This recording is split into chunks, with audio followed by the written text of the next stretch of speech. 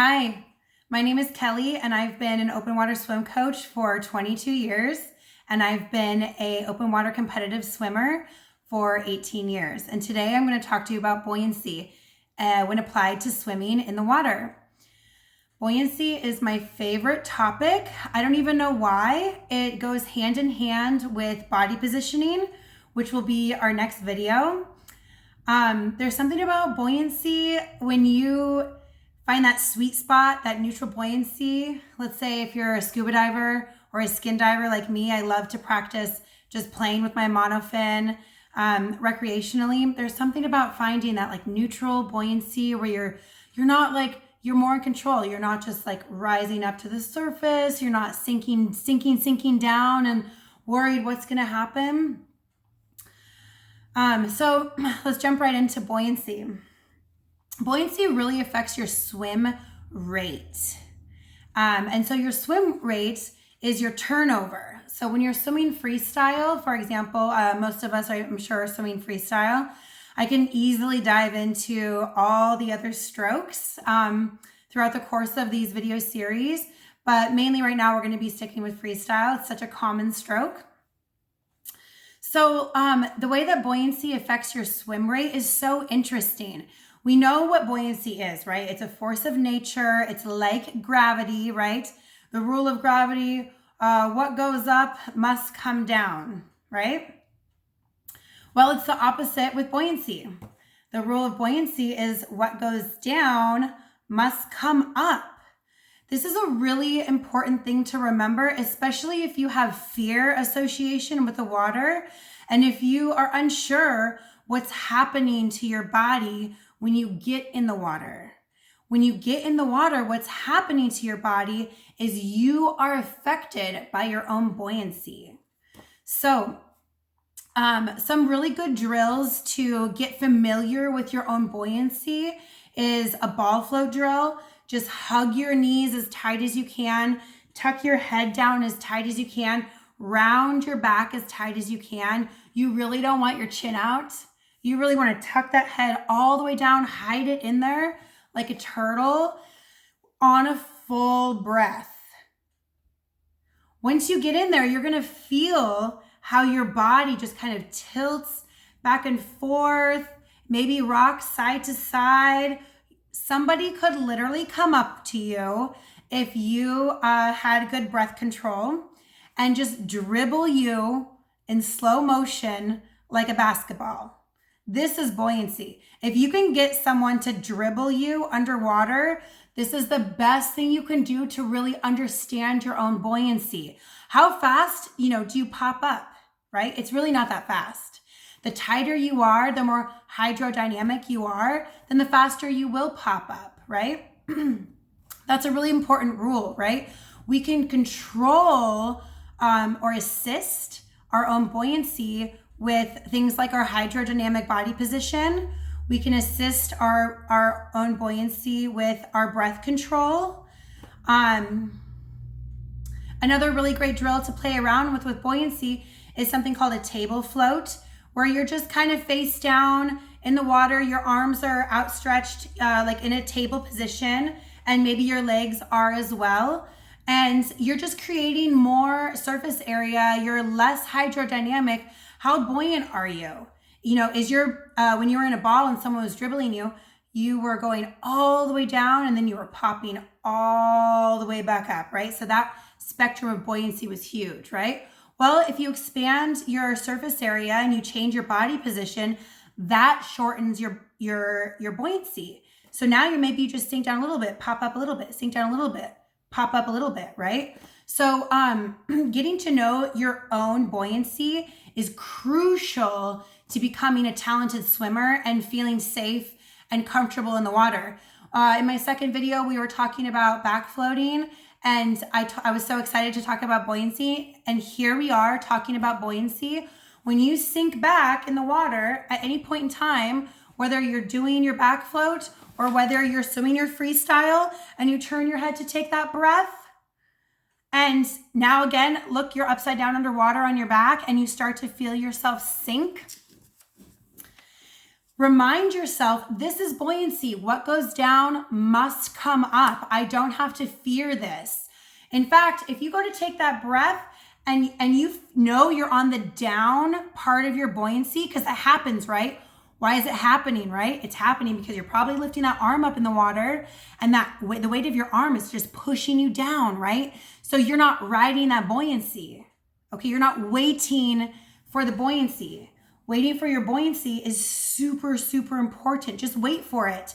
Swimming is not this like, like a crazy like effort sport, that everybody really thinks it is. You believe it takes so much effort because it really does take so much effort for you, right? I'm going to help you understand how swimming can help you take way less effort. So when you pull your arm stroke for freestyle and you turn your head to take that breath, don't take your arm out of the water, right? Like we already talked about. Wait for your buoyancy. Wait for yourself to pop up. As you feel yourself pop up, assist your buoyancy. Suck in that deep breath. Make that noise. Right? Boom, you're going to pop up even more. And that's when you can swing your arm around. We really, really have to break down freestyle for you to understand it, for you to know exactly what's going on. There's going to be a lot of self-talk while you're swimming freestyle. You're going to have to talk yourself through this, and you're going to have to remember every single thing that I say. Good luck. A lot of people try to minimize their buoyancy kind of like by flailing around during freestyle, like that table float example that I already gave. So, having like wide arm strokes, okay? Having like a split kick, right? I've seen this a million times. A big split kick. That split kick isn't doing anyone any favors. Your wide freestyle isn't doing you any favors.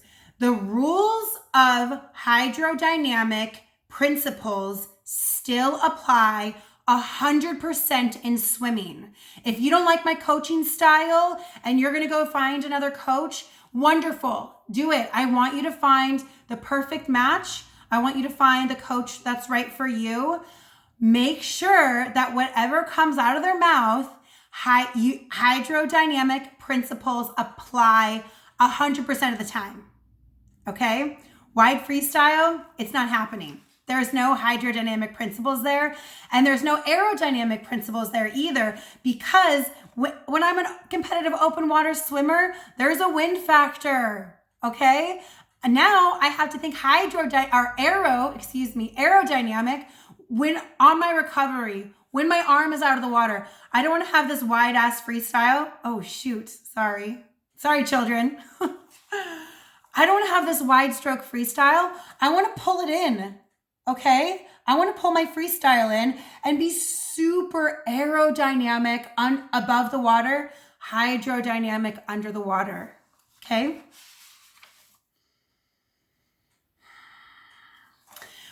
We also talked about in some of my previous videos, your bubble, right? So your bubble, your lungs, this is your center of buoyancy. This is so crucial, so important, You are more like an egg in the water than probably anything else that I can think of right now off the top of my head. And I use the egg position a lot when I'm coaching. An egg isn't just an oval shape. It's not equal, right? There's a top that, is more like a cone. And then there's a bottom that's more like a bulb, right? And so when you pop that egg in the water, put an egg in the water. Watch how it moves around. This is a really good science experiment to do with the children after you've earmuffed what I said before. Sorry, I'm gonna do my best with these videos to just keep it clean, keep it fresh, okay, and keep it moving. So the reason why the egg is such a good example is because, it's offset, right? The majority of your body mass is below your center of buoyancy, which means you have to put a lot of pressure, actual pressure on your bubble and everything above your bubble, which means when you're swimming through the water, with poor body position, dragging your feet, bulldozing, that's what I call it, bulldozing. Are you a bulldozer? You are. You're a bulldozer. That's okay. I'm going to help you. Practice, practice, practice. Put all that pressure down. Put all that pressure. Put more pressure. We want you here. I think it was a very famous secret coach. I'm not going to name names right here in my video that I used to be coached by, who gave an actual specific number, which was like a 2%. 2%, like, incline, swimming freestyle. You want your feet to be higher than the front of your body by 2%. This happens with a lot of forceful pressure from going down in the water from your upper body, your lungs, your head. And the same thing if you're on your back. If you're on your back, it's the same. Forceful pressure backwards, okay? When I'm swimming freestyle, I really like to take in, anatomical considerations. I'm a body worker. I really work with like injury prevention, and these streamlines, okay, these are kind of out. You don't have to do that. You don't have to be a streamlining swimmer like that, right? And we can talk about that a little more in another video. When we're out here and we're streamlining hand over hand, wrist over wrist, it's just unnecessary, okay? What we have to break, the water we're breaking the water, right? That's the point of this, right? Is to break that still water for our head and for our shoulders. Our shoulders are really wide. We can be more ergonomic and protect our shoulders better, okay? If you're a competitive swimmer and you were born that way and you go hand over hand all day long, whatever, keep doing that, okay? You were a young child when you started doing that and your shoulders are used to it. But for the rest of us, no, don't do it, okay? Protect your shoulders. Go side by side, okay? Side by side for your streamlines. Still tuck your ears, okay? There is encapsulation happening here, okay? You're still breaking water. You're still very hydrodynamic here without impinging your shoulders, which is obviously a huge issue for swimmers and for people who want to go swim, right? Let me take a breath and chill out for a sec and remember where I was going with that. So the depth of your hand position when you're swimming freestyle is very, very important. When you see Michael Phelps swimming on YouTube, you see his hands just under the surface of the water, right? So of course you think, okay, when I swim, I'm going to keep my hands right under the surface of the water, just like Michael Phelps. Don't do it, okay? He's hydroplaning. He's hydroplaning because of his efficiency. He's hydroplaning because of his skill. He's hydroplaning because of his speed, okay? You're not hydroplaning. So really, it's more about a ratio between the distance between, let's say, my head, okay? My spine especially, right? Which is going to be horizontal on the surface of the water at all times with like a -2, like incline, right? Which means, what does this mean? What does this mean? It means you are a teeter-totter in the water. You're a seesaw. You're a teeter-totter. How do you get your feet up? You have to pivot around your buoyancy. You have to. You have to, okay? When you enter the water deep. Okay, I start people out, they think I'm crazy. It works every time. Your own golden ratio. Start yourself out with the hand depth of from this pinky to this thumb, 6 inches, okay? 6 inches. Enter the water down deep 6 inches. This is where you hold your glide while you wait around for the next hand to come around, touch the water, pull your hands, Keep that pressure down. Keep it deep. Be a teeter-totter in the water. Pivot around your buoyancy, okay? I gave you some drills to do for ball floats, okay? Buddy ball floats, dribble, nice and slow. The point is your mindfulness. The point is your awareness and understanding where you're at in the water. Don't panic when your buddy dribbles you all the way down, okay? Do it 100 times.